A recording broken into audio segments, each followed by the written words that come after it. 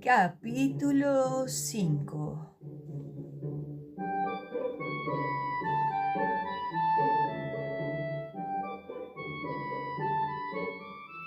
Espérame, Sara. Sara se detuvo en el cruce y esperó a que su hermanito echara a correr hacia ella a toda velocidad. Ven a verlo, Sara. Es increíble. Seguro, pensó la niña, recordando el último objeto increíble que Jason le había mostrado. Era una rata de granero que Jason había capturado con la trampa que él mismo había confeccionado. La última vez que miré estaba viva, según había asegurado a su hermana. En 2 ocasiones, Jason había pillado a Sara desprevenida y había conseguido que mirara dentro de su cartera del colegio, donde la niña había hallado un inocente pajarillo o ratón que había caído fulminado por Jason y sus roñosos compinches, eufóricos e impacientes por utilizar las nuevas carabinas de aire comprimido que les habían regalado en Navidad. ¿Qué les pasa a los chicos?, se preguntó Sara, aguardando mientras Jason, cansado, aminoraba el paso al ver que su hermana se había detenido para esperarle. ¿Cómo es posible que disfruten lastimando a unos animalitos indefensos? Me gustaría verles caer a ellos en una trampa. No creo que disfrutaran tanto, pensó. Antes las travesuras de Jason eran menos macabras y a veces incluso divertidas, pero se ha vuelto muy cruel. Sara aguardó en medio de la tranquila carretera rural a que Jason la alcanzara. Reprimió una sonrisa al recordar otra ingeniosa trastada que había cometido Jason.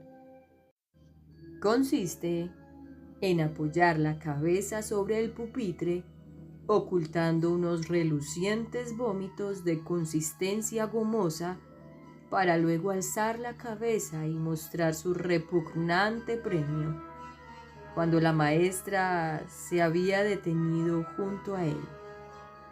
La señora Johnson había salido corriendo de la clase en busca del conserje para que limpiara la porquería, pero al regresar, Jason le había explicado que lo había limpiado él mismo. La señora Johnson se había sentido tan aliviada que no le había hecho ninguna pregunta. La buena mujer había dado permiso a Jason para marcharse a casa. A Sara le asombraba la credulidad de la señora Johnson, que ni siquiera se había extrañado de que los vómitos, que presentaban un aspecto fluido y viscoso, formaran un curioso charquito sobre un pupitre decididamente inclinado. Claro que la señora Johnson no estaba tan acostumbrado a las trastadas de Jason como Sara, y ésta reconocía que su hermano había logrado engañarla más de una vez en los tiempos en que ella era más ingenua, pero ya no lo conseguía. A estas alturas, Sara conocía bien a Jason. ¡Sara!, gritó Jason excitado y resoplando. No hace falta que grites, respondió Sara retrocediendo. Estoy a medio metro de ti. Lo siento. Jason tragó saliva al tiempo que trataba de recobrar el resuello. Tienes que venir. Ha vuelto Salomón. ¿quién es Salomón?, preguntó Sara, arrepintiéndose en el acto de haberlo preguntado. No quería demostrar ningún interés en el asunto que Jason se llevaba entre manos. Pues Salomón, ya conoces a Salomón, ese enorme pájaro que hay en el sendero de Tracker. No he oído hablar de ningún pájaro gigantesco en el sendero de Tracker, replicó Sara fingiendo indiferencia. No me interesan tus estúpidos pájaros, Jason. No es un estúpido pájaro, Sara. Es gigantesco. Tienes que venir a verlo. Billy dice que es más grande que el coche de su padre. Anda, Sara, ven a verlo. Es imposible que un pájaro sea más grande que un coche, Jason. Te aseguro que lo es. Pregúntaselo al padre de Billy. Dijo que un día, al volver a casa en coche, vio una sombra tan grande que pensó que era un avión que pasaba sobre él. Cubría todo el coche, pero no era un avión, Sara. Era Salomón. Sara reconoció que el entusiasmo de Jason por Salomón empezaba a irritarla. Iré a verlo otro día, Jason. Tengo que volver a casa. Ven a verlo, Sara, por favor. Puede que otro día Salomón no esté allí. Tienes que venir ahora. La insistencia de Jason empezaba a preocupar a Sara. No solía mostrarse tan insistente. Por lo general, cuando intuía que Sara no estaba dispuesta a dar su brazo a torcer, se rendía confiando en pillar a su hermana desprevenida en otra ocasión. Sabía por experiencia que cuanto más le insistiera a Sara en que hiciera algo que no quería, más firme se mantenía ella en sus 13. Pero en esta ocasión era distinto. Jason demostraba un interés que Sara no había observado antes en él, de modo que ante la sorpresa y alegría de Jason, ésta accedió a sus ruegos. De acuerdo, Jason. ¿Dónde está ese gigantesco pájaro? Se llama Salomón. ¿Cómo sabe su nombre? Se lo ha puesto el padre de Billy. Dice que es un búho y que los búhos son sabios, de modo que le pega a llamarse Salomón. Sara se esforzó en seguir a Jason, que caminaba apresuradamente. Está muy extasiado con ese búho, pensó. ¡Qué raro! Debe andar por aquí, dijo Jason. Vive en este lugar. A Sara le hacía gracia la seguridad que derrochaba Jason, aunque sabía que la mayoría de veces su hermano no tenía repajolera idea de lo que estaba hablando. Pero ella solía seguirle el juego, fingiendo no haberse percatado. Era más sencillo. Miraron entre los árboles despojados de sus hojas y cubiertos de nieve. Caminaron junto a una desvencijada valla, siguiendo el pequeño sendero de la nieve, trazando por un perro que al parecer lo había recorrido poco antes que ellos. Sara no caminaba casi nunca por ese sendero en invierno. Quedaba lejos del camino que solía recorrer de regreso a su casa después de clase. No obstante, en verano, Sara pasaba muchos ratos agradables en ese lugar. La niña siguió avanzando, observando todos los rincones que le resultaban familiares, alegrándose de recorrer de nuevo su sendero. Lo mejor de este sendero, pensó Sara. es que suele estar desierto. No pasan coches ni vecinos. Es un sendero muy tranquilo. Debería de venir por aquí más a menudo. ¡Salomón!, gritó Jason. Sara se sobresaltó, pues no esperaba oírle gritar. No llames a gritos, Jason. Si Salomón está aquí y te oye dar estas voces, se esfumará. Seguro que está aquí. Yo te he dicho que vive en este lugar. Si se hubiera marchado, le habríamos visto. Es enorme, Sara, de veras. Sara y Jason se adentraron en el bosquecillo, pasando por debajo de una oxidada alambrada, un vestigio de la vieja y desvencijada valla. Avanzaron lentamente, tentando el camino, pues no sabían lo que podía estar sepultado bajo la gruesa capa de nieve que les llegaba a las rodillas. Tengo frío, Jason. Ya falta poco, Sara. No te rindas ahora, por favor. Sara accedió a seguir adelante, más por curiosidad que debido a la insistencia de Jason. De acuerdo, 5 minutos más, gritó Sara al hundirse hasta la cintura en una acequia que estaba oculta debajo de la espesa nieve.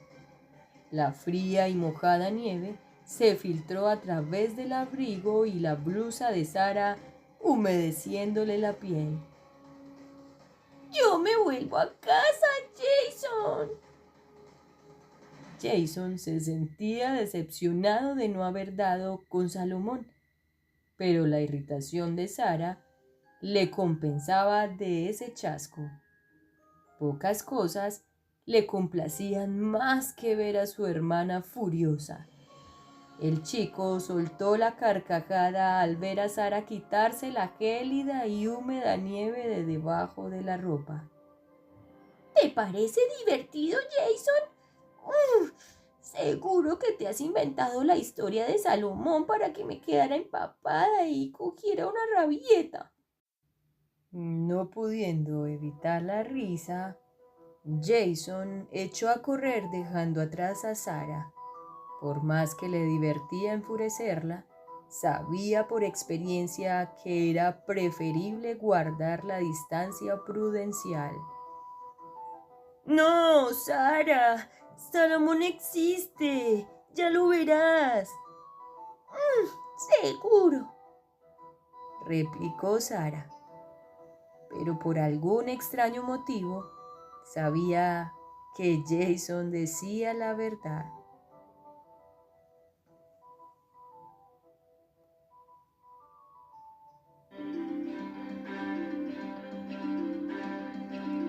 Capítulo 6.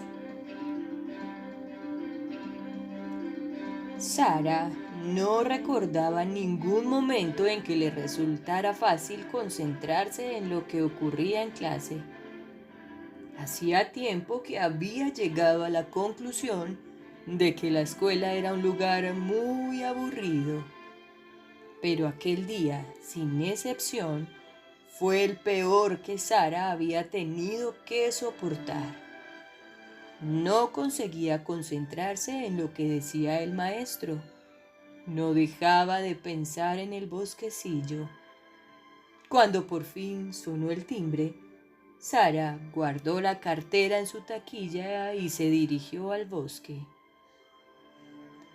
Uy, debo de estar loca, murmuró para sí mientras se adentraba en el bosquecillo dejando sus huellas profundamente impresas en la nieve.